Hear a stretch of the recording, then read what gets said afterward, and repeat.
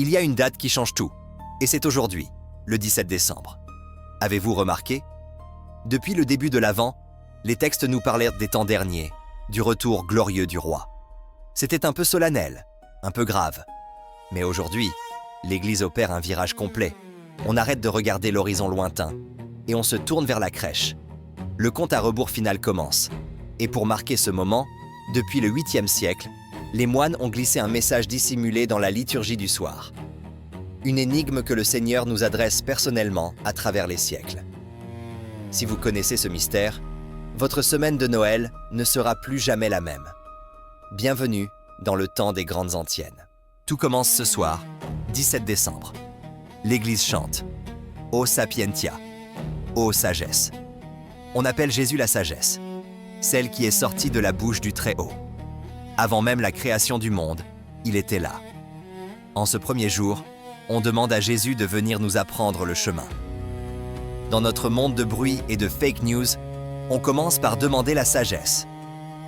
Demain, 18 décembre. Ô Adonai.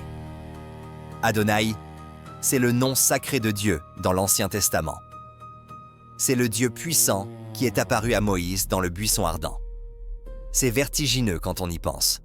Ce Dieu de feu, terrifiant de puissance, va devenir un petit bébé fragile dans quelques jours. Le contraste est total. 19 décembre. Ô Radix Jesse. Ô racine de Jessé. Jessé était le père du roi David. On rappelle ici que Jésus a une famille, une généalogie. Il s'inscrit dans une histoire humaine, avec ses rois, ses gloires, mais aussi ses péchés. Il vient sauver nos racines, nos familles compliquées. 20 décembre. Ô clavis David. Ô clé de David. C'est mon antienne préférée. On dit de Jésus qu'il est celui qui ouvre et nul ne peut fermer, qui ferme et nul ne peut ouvrir. Nous avons tous des zones fermées à double tour dans nos cœurs. Rancune, peur, addiction. Ce jour-là, on appelle celui qui a le passe-partout de nos âmes. 21 décembre. Ô Oriens. Ô astre levant.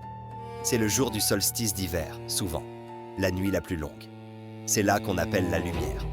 On l'appelle le soleil de justice. Si vous traversez une période sombre, le 21 décembre est votre jour pour prier. 22 décembre. Ô Rex Gentium. Ô roi des nations.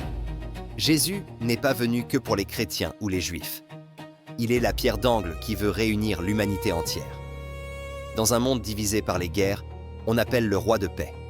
Enfin, le 23 décembre, la veille de la veille, ô Emmanuel. C'est le titre le plus connu. Emmanuel signifie Dieu avec nous. Ce n'est plus le Dieu lointain, le Dieu juge. C'est le Dieu qui plante sa tente parmi nous.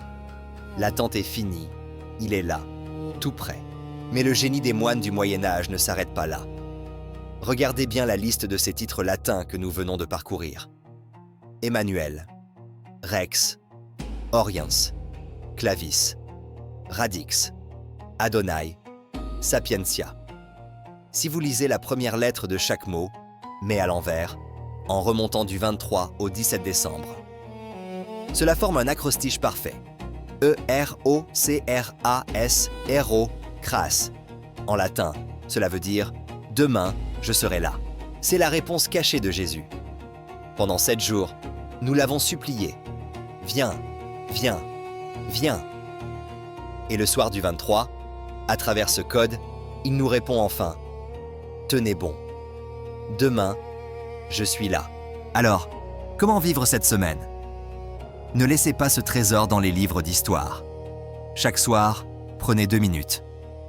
Cherchez l'antienne du jour sur votre téléphone ou dans votre missel. Lisez-la. Entrez dans ce dialogue secret avec le Seigneur. Il vous a promis « Hérocras ». Demain, je serai là. Préparez-lui une belle place. Si cette découverte vous a touché, partagez la vidéo pour que d'autres découvrent le code. Joyeux Avant à tous.